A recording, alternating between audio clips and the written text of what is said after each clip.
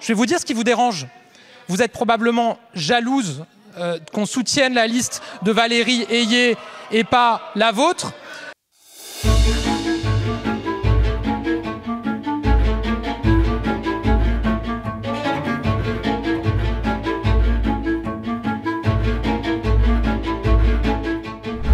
Il y a comme un mélange des genres entre activité gouvernementale et électorale qui, de toute évidence, nous interroge. Depuis le 27 mai jusqu'au 9 juin, le gouvernement est dans la période traditionnelle de réserve. Pourtant, Monsieur le Premier ministre, votre communication en faveur de votre liste par le biais des réseaux officiels contrevient à ce principe. Les moyens du ministère participent-ils à stimuler la campagne du camp présidentiel? Votre position ainsi que votre temps de parole en tant que chef du gouvernement n'ont pas vocation à combler les manques d'une campagne visiblement en échec.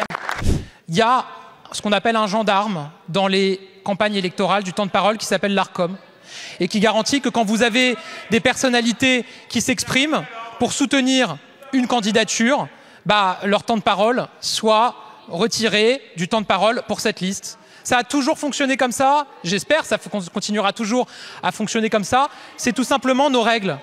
Donc la réalité, c'est que, oui, moi j'assume, je soutiens évidemment la liste de Valérie Ayé pour mon pays et pour l'Europe, le président de la République aussi. Quand il y a des expressions de membres du gouvernement en soutien de cette liste, c'est toujours, comme ça a toujours été le cas, sous toutes les majorités, sous tous les gouvernements, décompté du temps de parole. Donc ce qui vous dérange, je vais vous dire ce qui vous dérange. Vous êtes probablement jalouse qu'on soutienne la liste de Valérie Ayé et pas la vôtre. Vous avez, vous et votre liste, vous avez les soutiens honteux. Vous êtes soutenu par François Hollande et vous avez le soutien honteux, vous voulez le cacher le plus possible, ce qui n'est pas très agréable pour l'ancien président de la République. Et donc c'est ça la réalité. Et vous devriez plutôt vous réjouir qu'il y ait des débats sur les européennes à des heures de grande écoute pour intéresser les Français et leur permettre évidemment d'aller voter en connaissance de cause le dimanche 9 juin.